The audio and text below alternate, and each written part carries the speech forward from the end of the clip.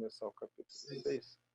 Nesse momento a gente vai se acalmar, pensar em Jesus Cristo, nosso Senhor, as bênçãos do amor de Deus por nós, e eu vou fazer a oração inicial, ok?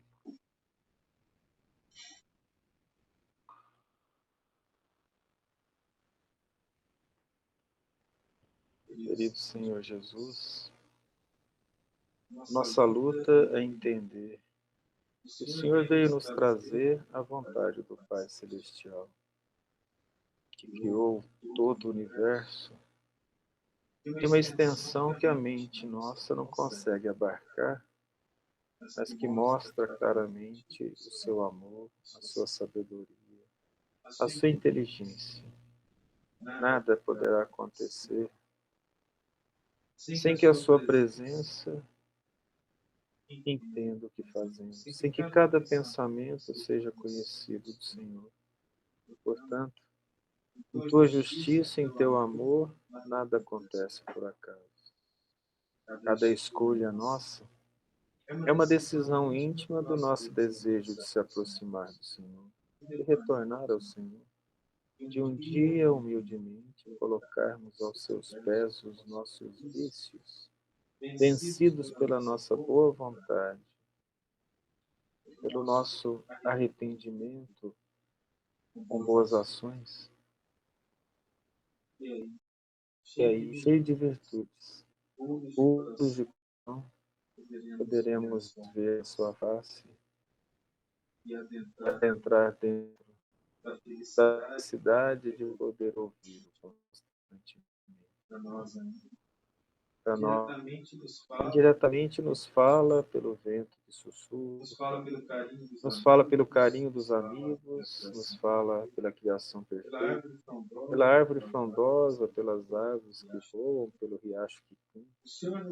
O Senhor nos fala, Senhor, no nosso coração, desde que estejamos decididos a encontrá-lo.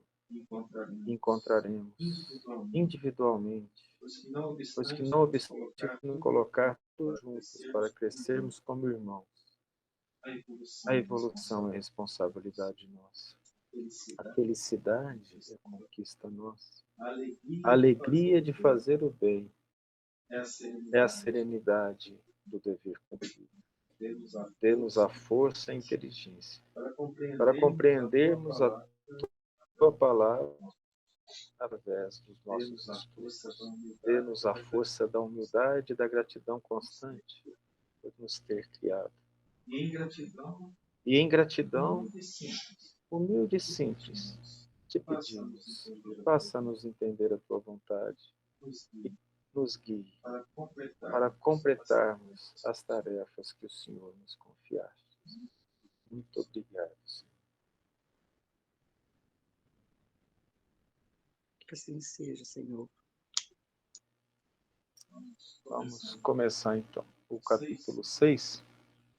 E Jesus, depois de toda aquela situação que nós falamos, que ele chamou os apóstolos aqui na narração histórica de Lucas, para vir até ele, e deu vários sermões sentado no barco, né, em Cafarnaum, aquela cidade à beira do mar, onde os apóstolos e discípulos pescavam. E Jesus então saía, ele peregrinava, ia até as cidades para falar a boa nova, para falar de Deus, para mostrar naquela época que todos eram filhos de Deus, que não havia pelo nascimento nenhuma prerrogativa de diferença, lutando contra a iniquidade. Ele pregava às pessoas que todos eram irmãos, servos e senhores, ricos e pobres, de todas as castas, cores, gênero. E aí, na narração de Lucas, continuamos.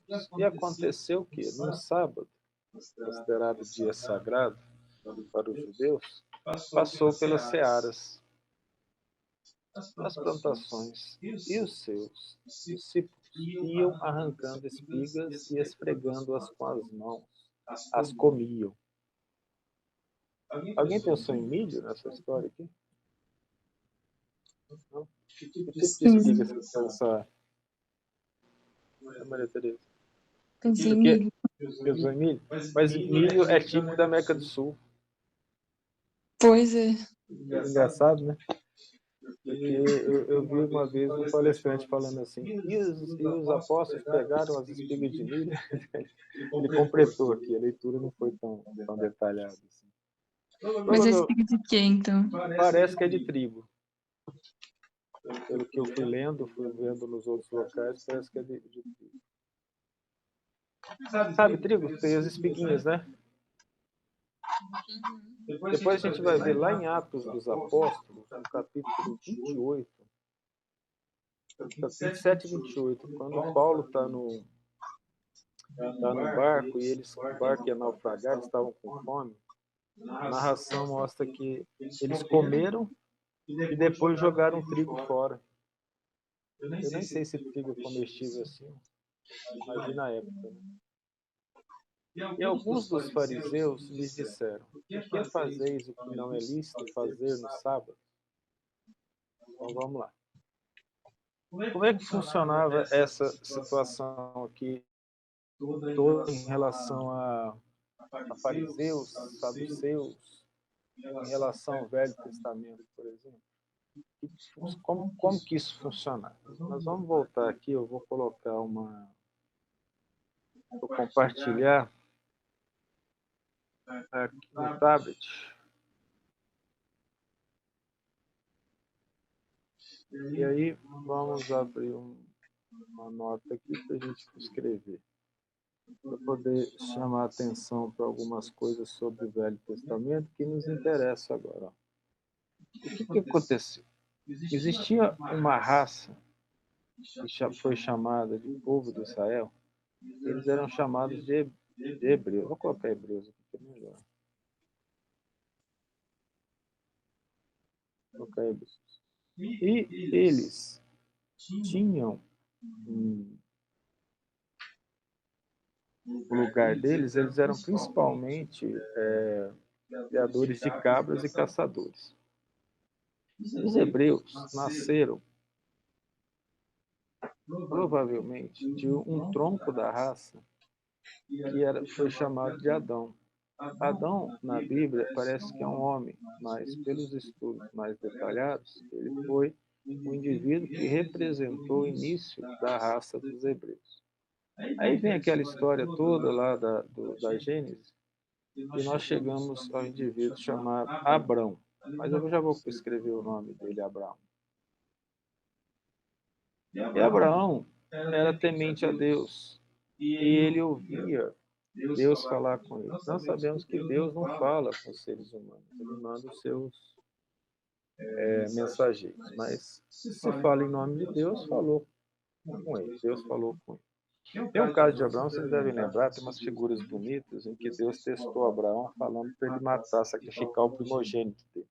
Ele leva até o altar do sacrifício, quando ele vai sacrificar, o anjo segura a mão e fala, olha, você foi testado e você tem fé. Vou entrar em detalhes sobre essas histórias. Mas o que aconteceu? Deus prometeu a Abraão que a posteridade dele cobriria toda a terra. Ou seja, a partir de Abraão, a posteridade dele cobriria toda a terra. Aí tem algumas histórias sobre o fato que a mulher dele não engravidava. Eu vou colocar cobrirá, porque cobriria o futuro do pretérito, que pode significar que eu estou indo contra a Bíblia, né? Cobrirá toda a terra. Aí originam-se algumas raças, por exemplo, do tronco de Abraão, e ele tem filhos. Ok.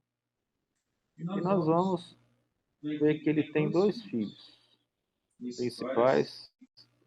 Alguém lembra o nome desses filhos? Esaú e Jacó? Ninguém lembra.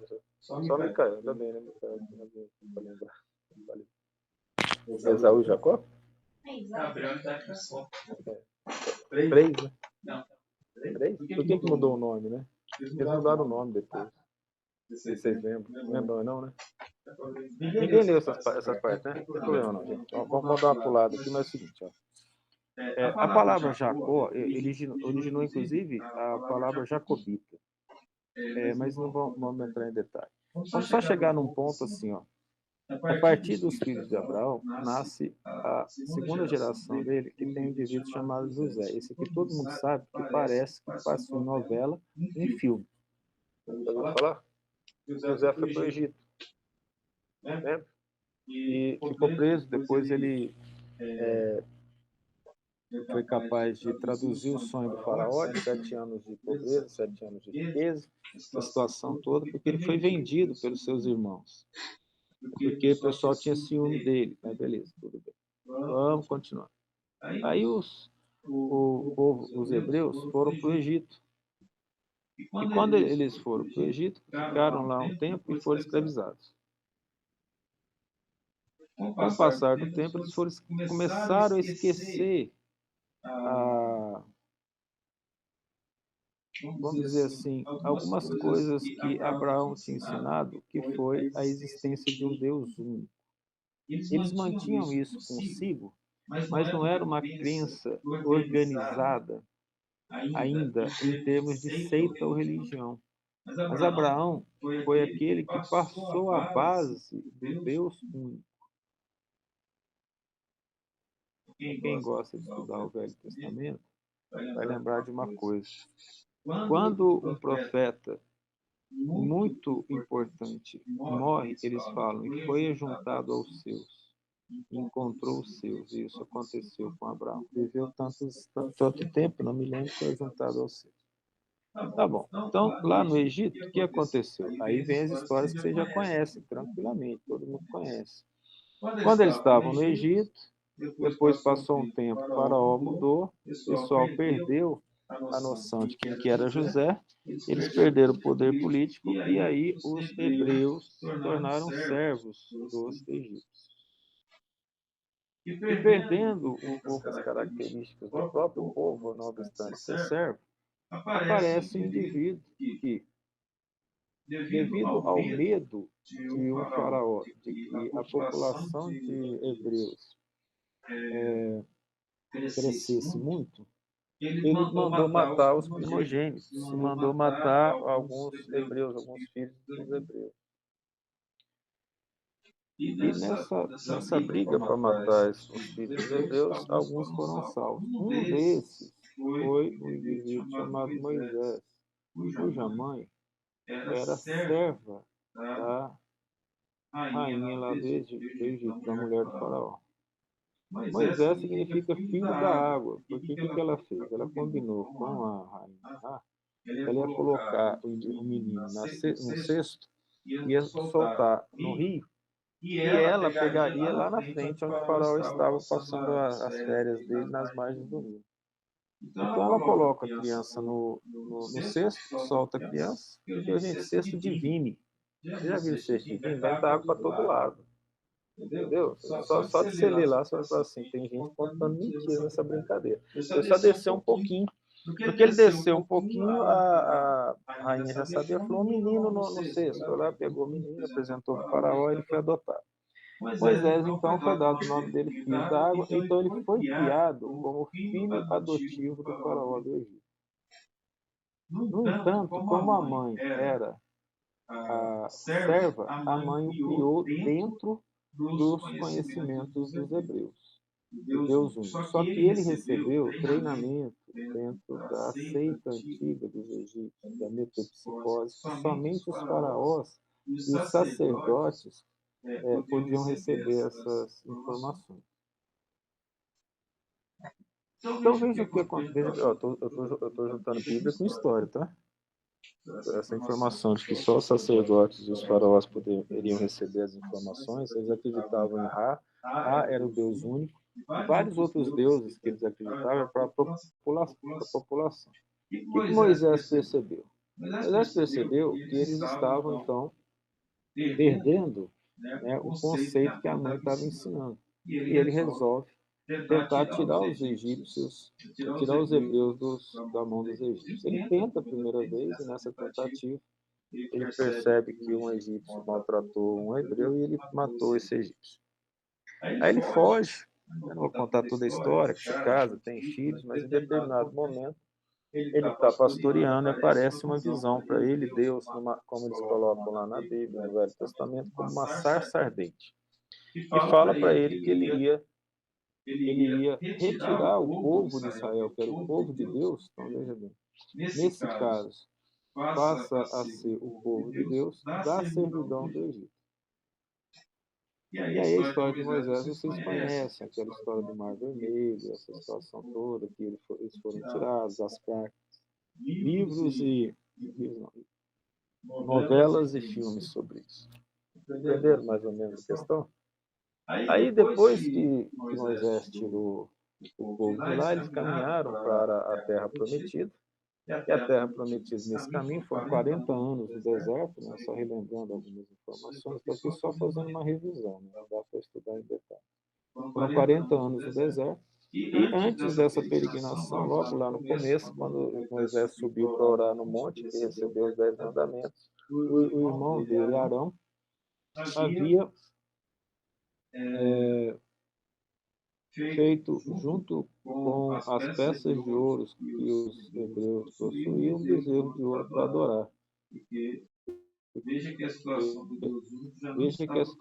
Deus único já não estava mais clara, eles queriam adorar ídolos. Né? Moisés vem reforçar essa questão do Deus único com um povo que tinha esquecido essa tradição de Abraão. Arão era o irmão de Moisés, se não estou enganado, mais velho.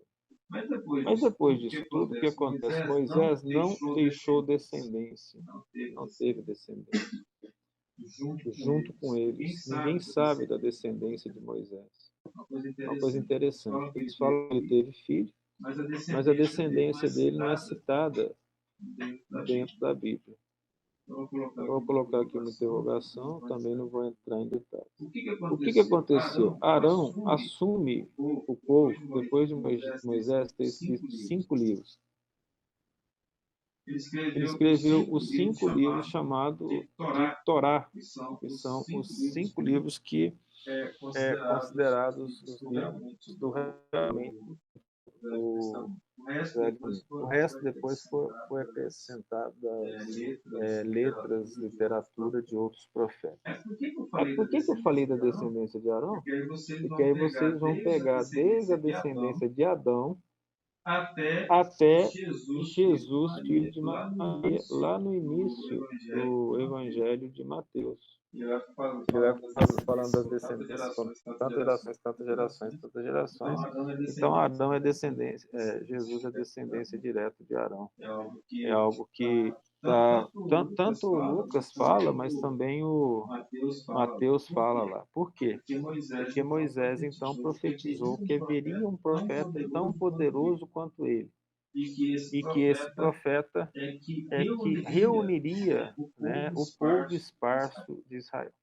Depois dessa situação Israel, aí não vou contar a história, mas ele foi dividido, esse povo, quando chegou lá na Terra Prometida, em 12 tribos. Foram 10 tribos.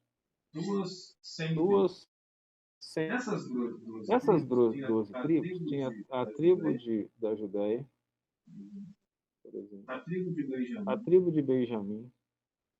Aí não vamos colocar as 12, é só vocês colocarem lá no Google, vocês vão achar aí, vamos lá. E a tribo de Samaria. Agora eu vou explicar isso. Total de 12 tribos. Só que na história, inclusive depois dos profetas, a Bíblia, o Novo Testamento, é a história do povo hebreu. Eles ganham guerras, perdem guerra. Quando eles ganhavam guerra, é porque Deus estava feliz com eles, eles ganhavam riquezas. Quando eles perdiam, Deus estava triste, eles tinham sido castigados, e a maneira que eles enxergavam Deus. Tá? Dessa situação toda, quando chega a época de Jesus, as tribos estavam dissolvidas já. Na época de Jesus, você tinha a tribo da Judéia, que estava unida com a tribo pequena de Benjamim, e a Samaria. Então, basicamente, tinha 2 tribos. E o pessoal da Galileia, que depois, vamos dizer assim, acabou se juntando em termos de religião, com o pessoal da Judéia. Mas, basicamente, você tinha, eu vou representar aqui. Isso aqui é como se fosse o mapa, não é, tá? Israel. Então, a gente tem 3 pontos principais aqui do povo de Israel. Nós temos aqui em cima a Galileia, e aí por isso que Jesus era chamado de Galileu, porque Nazaré estava na Galileia. Aqui embaixo, Samaria, e aqui, no finalzinho de tudo, o pessoal da tribo da Judéia. Como a Judéia já era a maioria, você já podia falar nesse momento com o povo judeu. Agora, essa era bonita, poderia chamar de hebreu, agora pode chamar de povo judeu. Então, a história diz que a partir desse momento, falar em judeu não tem problema. Só que Jesus, para poder vir lá de Samaria, lá da Galiléia, de Nazaré, para chegar à Judéia, aonde tinha Jerusalém, e o templo, porque só tinha um templo no povo de Israel, que é o templo de Salomão, e o resto eram sinagogas. Não tinha templos nos outros lugares, eram só sinagogas. Então existia as sinagogas na Galiléia e na Judéia. O que aconteceu aqui? Por que a gente está falando isso aqui? Então Jesus, toda vez que saía de Nazaré para ir para a Judéia, tinha que passar por Samaria. Mas quem que era Samaria? Samaria era inimigo dessas 2 tribos aqui. Por que eles eram inimigos? Num dos retornos, quando eles foram retirados do lugar dele, teve o segundo degredo da Babilônia. Quando eles voltaram, então eles fizeram essa separação. Samaria, agora vocês vão entender o que eu falei, só aceitava os 5 livros de Moisés. E eles adoravam Deus de acordo com os tempos antigos. Só que dentro da Judéia aconteceu uma divisão.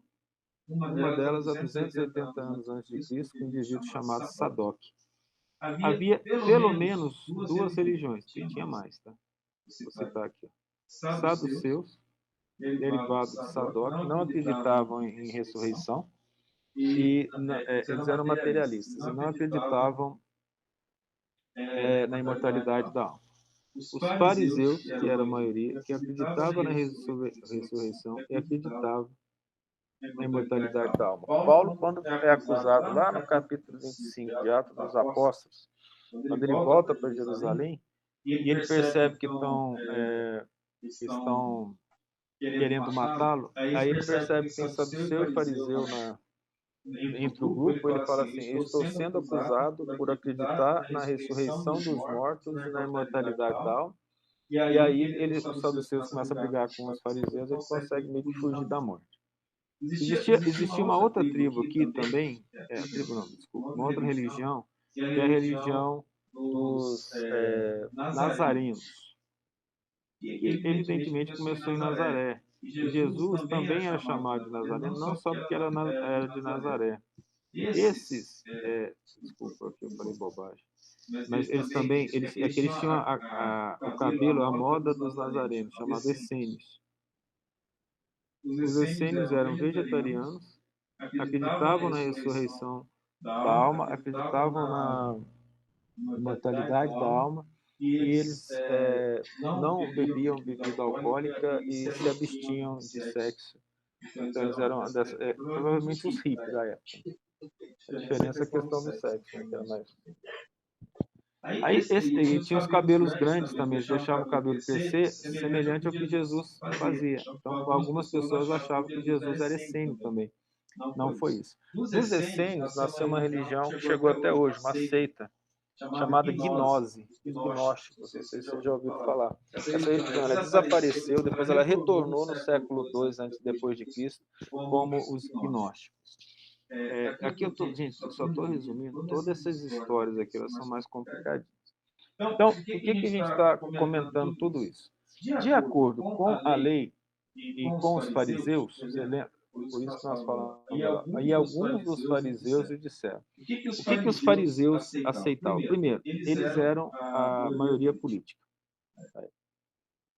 E sendo a maioria política da época, o que eles fizeram? Eles tinham poder sobre o templo e do sacerdote. O sumo sacerdote quase nunca era saduceu. era basicamente os fariseus. Os essênios nem entravam nessa briga. Mas praticamente ele tinha que, e nós vemos isso ao longo da narração bíblica, lavar a mão antes de comer, circuncisão, obviamente, que eles faziam, que é uma característica dos judeus, né? Não só lavar as mãos. Preservar o dia de sábado, que está lá nos 10 mandamentos. Então, por exemplo, no sábado, é um dia sagrado, você não pode trabalhar, similar ao que acontece com o pessoal evangélico da igreja chamada Adventista do Sétimo Dia e outra chamada Testemunha de Jeová. Testemunhas de Jeová. Então, sábado era preservado, lavar as mãos, então nós vamos ver que algumas vezes os fariseus falam assim, por que seus discípulos não lavam as mãos antes de comer? Né? Jejum durante uma época do ano. E eles falam, por que os discípulos de... Aqui nós lemos já, né? Por que os discípulos de João Batista, os discípulos dos fariseus jejuam e seus discípulos não jejuam? É o que Cristo vai explicar isso. E outras coisas também. Então, vocês compreenderam agora o que a gente está falando assim, de um modo geral, o que tinha na época. Então, os fariseus, eles seguiam muito os rituais. E esses rituais tinham que ser seguidos por uma questão de purificação. Só que eles se tornaram extremamente ritualistas e esqueceram da essência, esqueceram da moral, né? Que é o que o Cristo fala, que são vasos caiados por fora e podres por dentro. Jesus pega bem direto com os fariseus, porque os fariseus se apegaram mais à forma do que ao fundo. Né? Agora vocês vão entender por que essa questão do dia do sábado. A situação era tão grave, quem não seguisse a lei dentro da Judéia, isso não acontecia na Samaria, quem seguisse a lei dentro da Judéia, não seguisse a lei, podia ser preso. E era apedrejado. Nós vamos ver isso também, que Paulo foi um dos que mandou apedrejar o Estevão, né? Então, lá também no Atos dos Apóstolos, bem no início, fala de Estevão e Paulo mandou apedrejar Estevão. Então, alguns dos fariseus lhe disseram, por que fazer o que não é lícito fazer no sábado, ou seja, trabalhar? Sabe? Então, eles se apegavam tanto à forma que Jesus vai explicando isso aqui. Ó. E Jesus respondendo-lhes disse, nunca lestes o que fez Davi quando teve fome, ele e os que com ele estavam? Davi é o pai de Salomão, né, que escreveu os Provérbios, e Davi que escreveu os Salmos. São dois livros muito bonitos do Velho Testamento. Como entrou na casa de Deus e tomou os pães da proposição, ou seja, os pães preparados para fazer um dos rituais, e os comeu, e deu também aos que estavam com ele, os quais não é lícito comer senão só aos sacerdotes. E dizia-lhes, o Filho do Homem, quando Jesus fala o Filho do Homem, aqui tem um significado talvez até profético. Vocês já lembram que a igreja fazia os seus concílios, seus conclaves, para discussões intermináveis. Né? E teve um conclave no século III depois de Cristo que eles estavam discutindo se Jesus tinha ou não um corpo material. Ele tinha vindo com um corpo espiritual ou com um corpo material. E aí eles chegaram à conclusão, os católicos que mantiveram essa ideia, os católicos romanos, e houve uma cisão com a igreja, de tal forma que a igreja grega, ortodoxa grega, não aceitava que Jesus tivesse um corpo material, mas um corpo espiritual. Houve então a cisão e começa na Grécia, e depois gerou também a ortodoxa russa, derivadas dessa cisão da ideia de que o corpo de Cristo era um corpo espiritual. Nesse caso, o próprio Cristo responde, Filho do Homem, ou seja, ele é Filho do Homem com todas as características do homem. É Senhor até do sábado. Por que o Cristo fala isso? E diz-lhes, o Filho do Homem é Senhor até do sábado. Podemos parar aqui e explicar esse versículo, porque ele tem uma característica profunda em relação ao que o Cristo diz. Até agora está tudo bem? Algum questionamento? Alguém quer perguntar alguma coisa? Vou perguntar aqui nas coisas. Não? Tá bom. Então vamos lá. Nós já falamos isso no nosso primeiro estudo. Para nós espíritos, Deus criou apenas espíritos. Criou anjo, Deus não criou nenhum anjo que virou capeta. Deus criou um tipo de ser, espíritos. Se Deus criou os espíritos, o que é o Cristo? Isso não foi uma criação especial. Cristo é o espírito, como a gente. Por um processo evolutivo que iniciou em situações que nós desconhecemos. Para nós espíritos, os espíritos evoluem. Eles crescem. É dado a nós a oportunidade de chegar até Deus. Então nós evoluímos de simples indivíduos que vão adquirindo moralidade e conhecimento até o infinito. Nessa evolução até o infinito, nós chegamos a espíritos puros. Esses espíritos simples se transformam em puros. O que é um espírito puro? Ele não precisa mais reencarnar, ele não precisa da matéria. A evolução continua. Uma noção de tempo que nós não temos ideia. Então a gente evolui constantemente e com o passar do tempo, a gente perde a noção dele. Ele não mais faz parte dessa questão tediosa de ter paciência, ter que esperar as coisas. Nesse sentido, da gente ser simples, puro, nós adquirimos com a nossa evolução responsabilidades.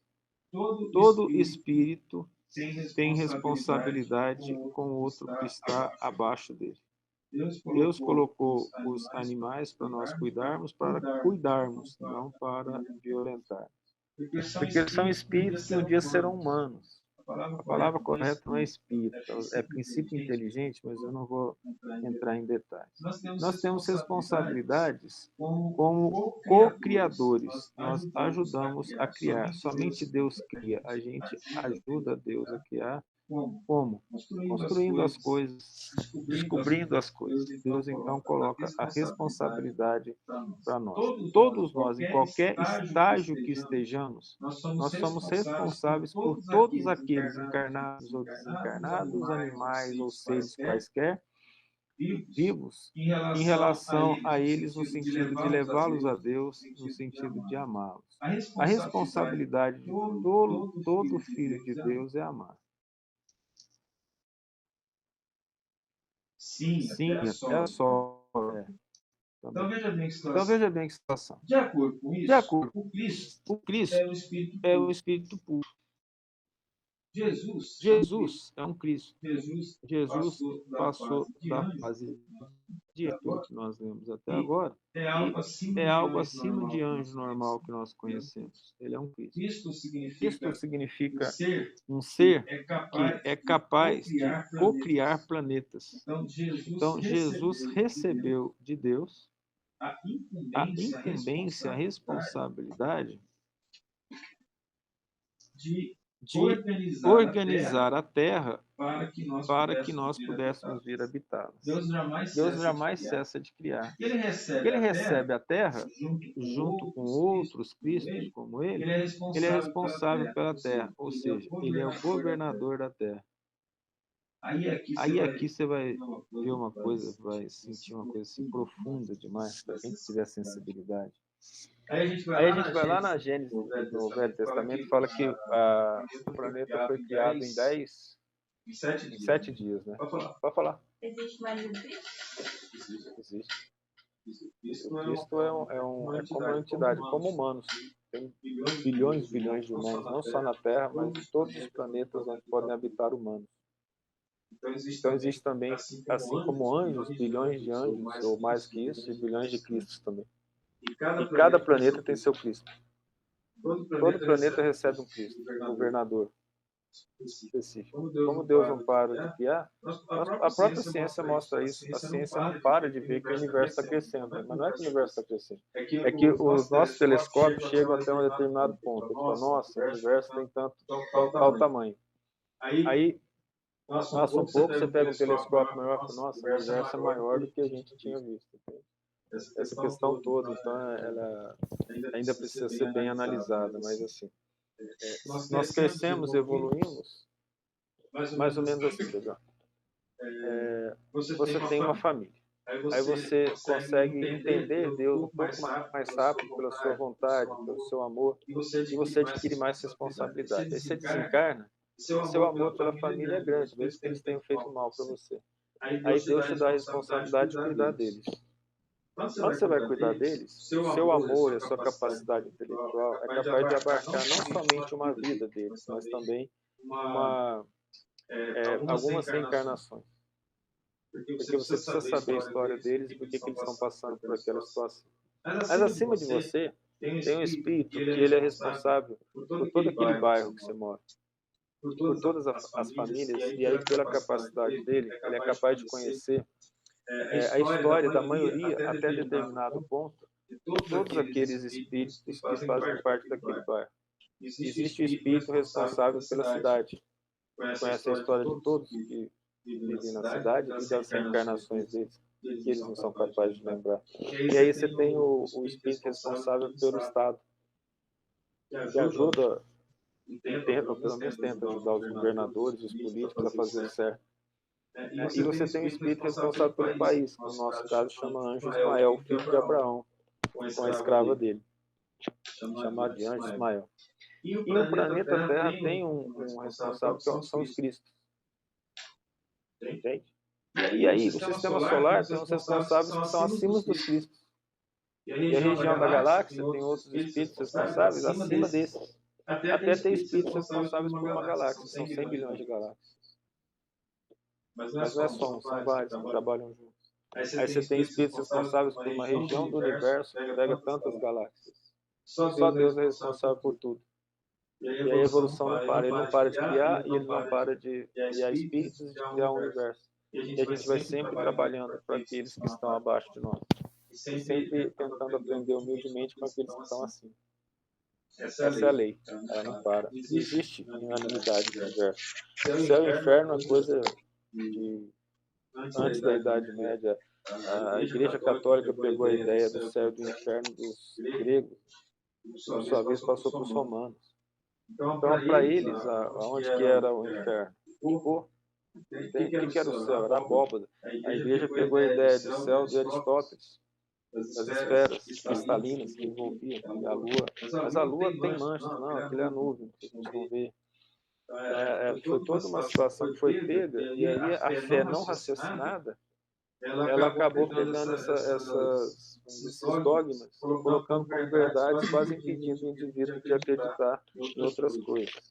Por isso vem a ciência, em nome de Deus. Se ele fez tudo, também vem a ciência, as filosofias, e aí ela rompe com aquilo que a igreja fez. Não tem como romper com Deus, entende? Porque se você mostra um Deus pela visão católica, um Deus pela visão evangélica, Deus pela visão da ortodoxa russa, por exemplo, você não pode falar, eu não concordo com a Igreja Católica, dizendo que você não concorda com Deus, porque quem os fez representantes de Deus? Entende? O padre é representante de Deus. Me desculpa a sinceridade, mas tem alguns padres que são pedófilos, né? Ele representa Deus. Não pode dizer uma coisa dessa. Veja bem, em sã consciência, é melhor você confessar todo sábado para o padre, ou você tiver um problema, você ter que fazer um tratamento psicológico.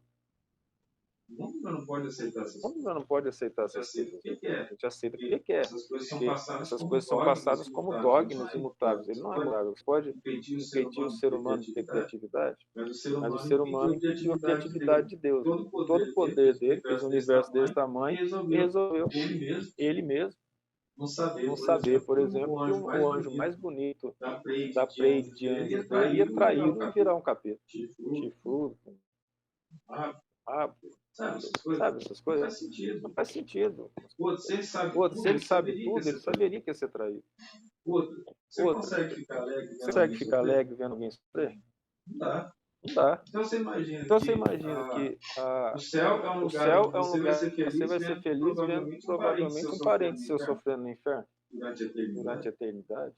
Pensa bem nas coisas. É que a gente raciocina pouco com a situação. Se uma mãe é capaz de amar mais do que Deus, um não espírita, escritor italiano não espírita, ele fez um raciocínio sobre o juízo final. Vou só resumir aqui para a gente. O raciocínio dele foi o seguinte. Imagina então a fila do juízo final. Aí depois ele pede para te imaginar, mas você imagina um andar de esqueleto, né? Voltando tudo composto, não é mesmo? Considerar isso, né?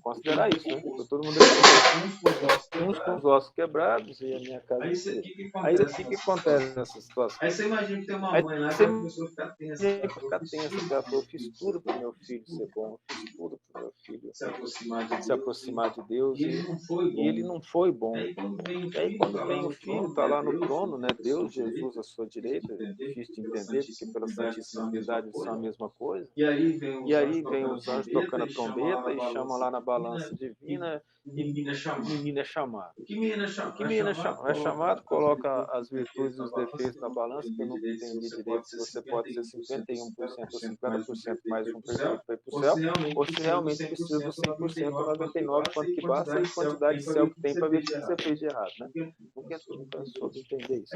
Aí você pega numa situação dessa, quando a mãe vê que a balança do juízo aumenta, ela corre, sai da fila, se ajoelha diante do Cristo e fala, Senhor, ensinaste o perdão, não deixa meu filho no inferno, cala-te mulher e volta para o teu lugar.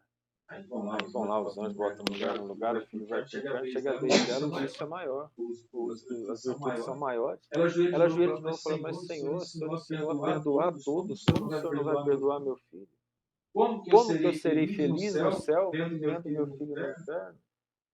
Aí o Cristo manda calar, ela fala assim, pois Senhor, eu prefiro a felicidade de ter meu filho ao meu lado no inferno do que ir para o céu com o Senhor. Isso não foi espírito que escreveu, não. Foi um escritor italiano que fez esse raciocínio. Para a gente pensar um pouco. Então a gente limita a capacidade de Deus pela nossa incapacidade ou pelos nossos preconceitos. E aí a gente pode se livrar disso. Por quê? Se a gente pega e faz algo que ninguém fez, a não ser o Allan Kardec no Livro dos Espíritos, quais os atributos de Deus? Deus é soberanamente justo e bom, onipotente, onipresente, onisciente. Ora, a partir daí, de outros atributos, qualquer injustiça que colocar na mão dele, ou a nossa interpretação está errada, ou ele não é Deus. Se ele não é Deus, tem um outro que é justo. Logo, então esse é o Deus. Raciocínio bem simples. Então, se Deus é completamente perfeito e ele está sendo injusto, ele não pode ser Deus. Ele é justo. Então, dentro desse atributo, como é que nós podemos entender? Por algumas lógicas. Quais são as lógicas? Levando as coisas a sério e tentando entender a natureza que está à nossa volta. Aqui mesmo nessa sala, aqui em casa, que tem algumas pessoas, 4, 7, 9, 10, contando comum, as pessoas já ouviram espíritos. Os espíritos existem. Se eles existem, por que eles estão lá? Quem são eles? Aí eles, em estudos feitos, mostram que eles disseram, nós somos as almas daqueles que já morreram. E eles falam que nós vamos reencarnar novamente. E a partir daí você começa a tirar decorrências morais. Então, se a criança nasce e morre no acidente depois de 3 anos, então Deus não é injusto, ele continua reencarnando. A justiça se faz através de várias encarnações. Deus nos criou simples para sermos perfeitos. Aí está mais em consonância com a justiça de Deus do que dar uma vida para uma única pessoa e dali a gente tirar conclusões absurdas. Se toda criança batizada vai para o céu. Eu queria mesmo que minha mãe me batizasse e me matasse. Minha vida estava resolvida. Se eu for pensar bem. Você entende a questão? A gente entra numa base de raciocínio e chega a ser esdrúxulo. Mas se a criança não for batizada, vai para o limbo. O que ela fez? Ela não passou as necessidades, as dificuldades, não teve que fazer nem vestibular, nem física, nem biologia, nem medicina, nem matemática. Não teve que ser policial.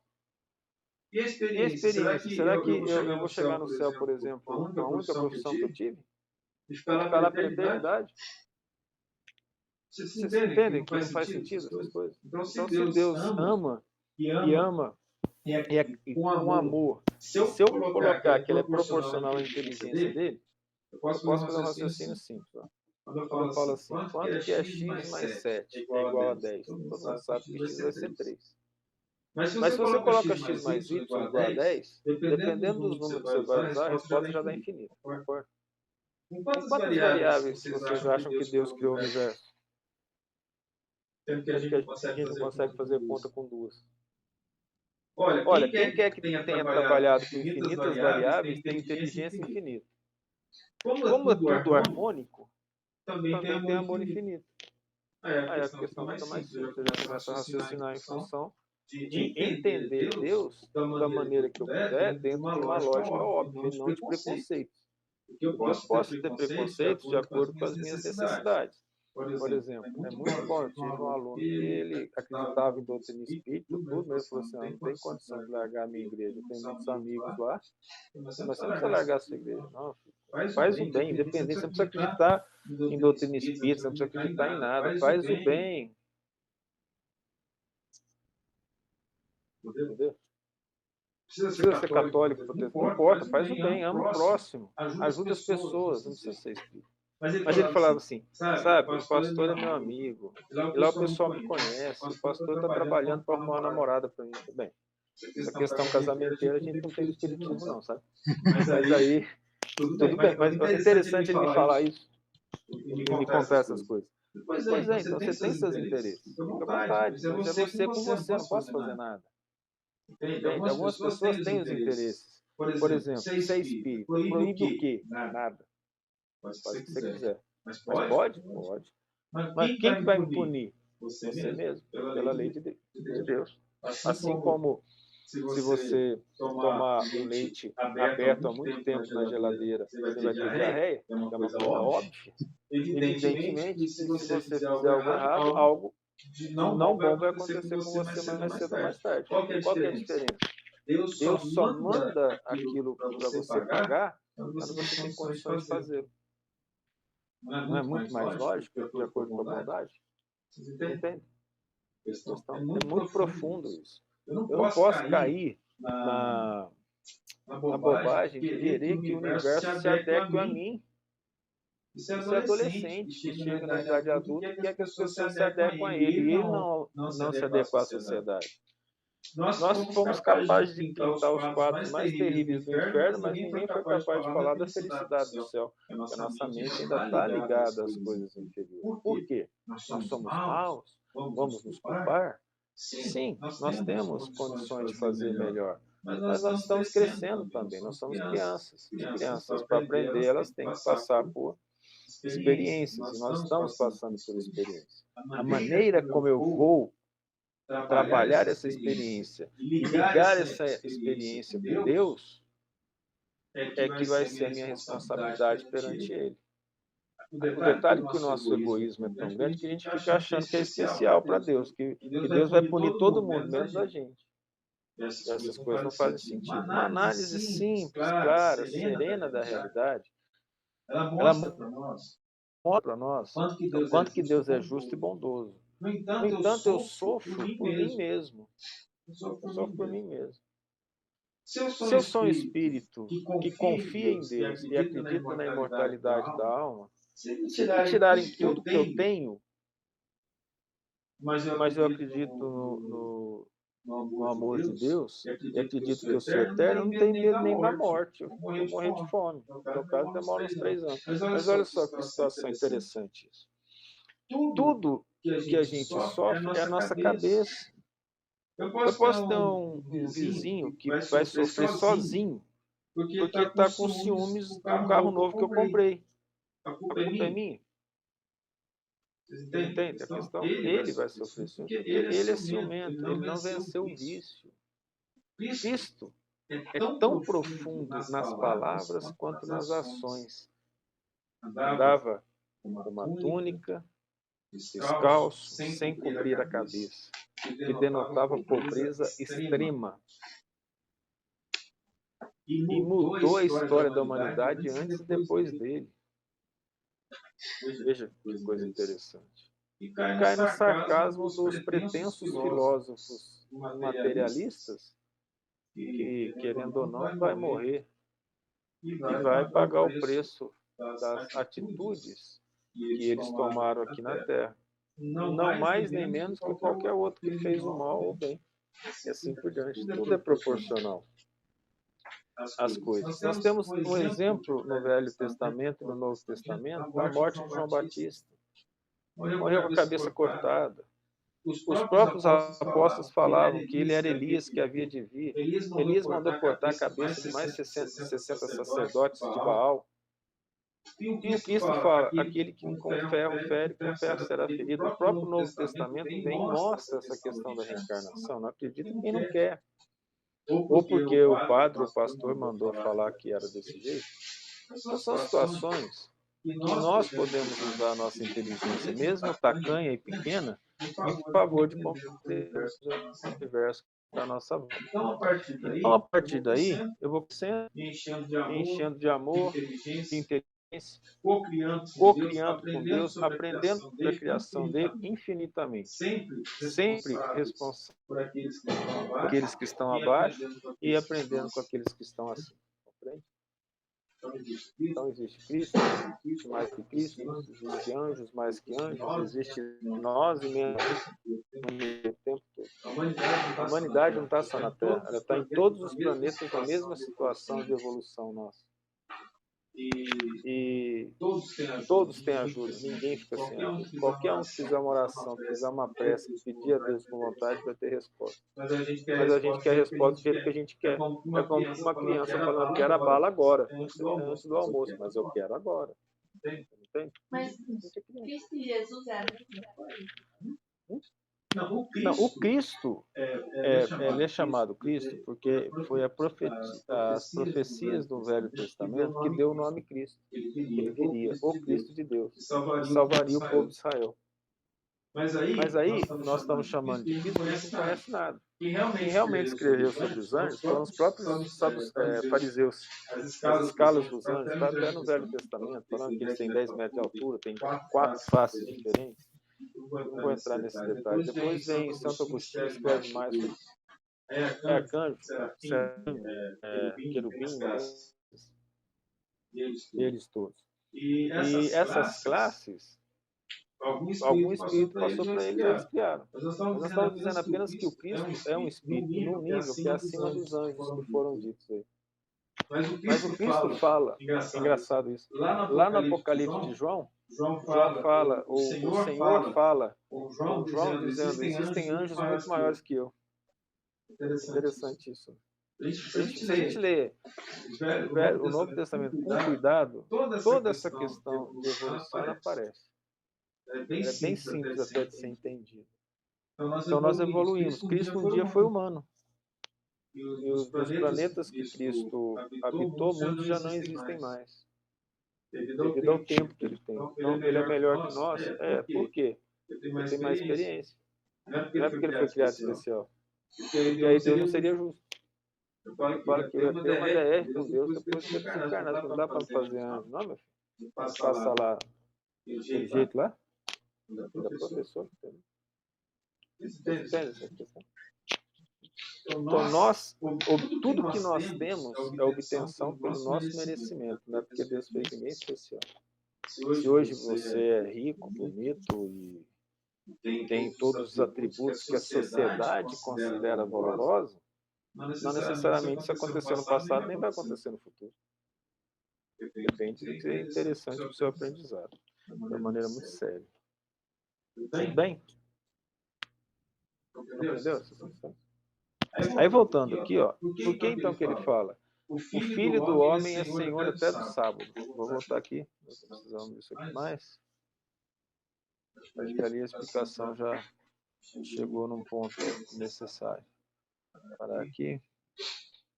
Vamos voltar para essa outra.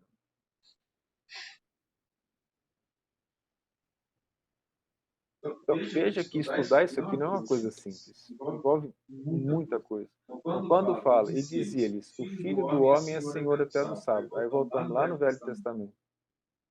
O mundo foi feito em 7 dias e ele descansou no sábado. Mas quem fez foi ele. Então, ele é o Senhor do sábado. Entendeu a questão? E aí fala, mas como a Bíblia dá para entender isso? Dá. Lá no começo, no capítulo 1 de João, ele fala: o verbo habitava sobre as águas. Você vai lá na Gênesis e está lá assim: e o Espírito de Deus habitava sobre as águas. Entende? Você vai juntando. Aí ele fala: e a luz se fez nas trevas, e as trevas não a reconheceram. Lá em João. Né? Então a gente vê que realmente quem fez a terra foi o Cristo. João deixa isso claro. Quando Jesus fala: eu sou o Senhor até o sábado, ele está dizendo: eu fiz até o sábado. Ali ele está mostrando o poder dele e também a sua humildade, que ele se sujeita a responder as perguntas dos fariseus que faziam perguntas desrespeitosas a Nosso Senhor. Olha, se alguém chega aqui e cura uma pessoa que é paralítico, se isso não tocar meu coração e aquilo não for um poder muito grande, eu estou diabrado mesmo. Vocês compreendem isso? E o Cristo fazia isso. Aí vem os fariseus e questionam aquele homem que está curando todas as doenças ali em volta. E não somente ele. A situação ficou tão profunda em relação a quando ele fala: vós sois deuses, que Pedro, onde passava, curava os outros, estavam pegando pedaço da roupa de Pedro para levar para os doentes. Alguns levavam os doentes para colocar na sombra de Pedro para ser curado. Paulo fazia a mesma coisa no final da vida dele, onde ele passava curado. Quando Paulo foi preso, ele e o navio caiu, o navio deu problema lá, eles caíram numa ilha, e o dono da ilha os recebeu, ele curou o pai do dono da ilha, começaram a trazer todas as pessoas doentes da ilha, e ele curou todas. Veja que situação. Mas nós somos capazes de curar? Sim, se tiver o amor que Paulo obteve, o amor que Pedro obteve. Senão também ser apóstolo do Cristo e me incomodar, eu queria. Nem que sem internet, ficar andando descalço. É uma coisa assim, mas mesmo assim a gente ia querer, né? Ser apóstolo do Cristo. Mas aí eu falar: não, todos têm as mesmas oportunidades. Eles foram apóstolos porque eles chegaram num ponto de evolução que mereciam um selo. É isso. Jesus tinha milhares de discípulos. Escolheu 12. Olha que interessante. As 12 tribos. Entre aspas, responsável para cada tribo. Tudo perfeito. Tudo arrumadinho. O homem ainda quer ver bobagem, quer fazer preconceito. O que quer? Eu já aprendi a não cair nessas bobagens mais. Então veja bem, nessa situação.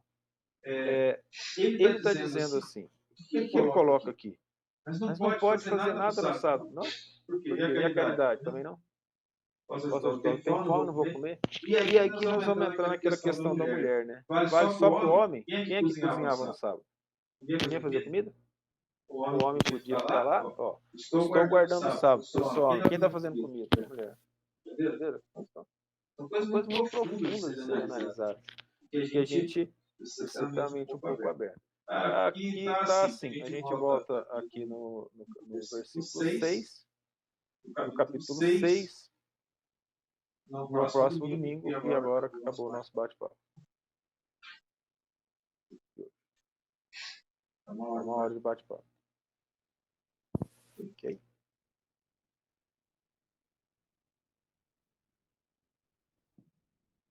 Eu espero que esteja tudo certo com esse negócio de doutrina espírita, de tudo, porque senão eu vou quebrar a cara no plano espiritual.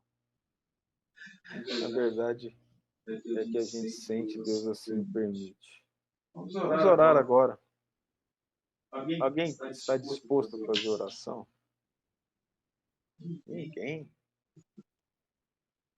Alguém está com vergonha de fazer oração? Já fala que eu já peço para fazer. Tá bom. A esposa do Guilherme, que está aqui em casa, Dona Maria Tereza, está lá na casa dos parentes, lá em Franca. Quer fazer oração daí?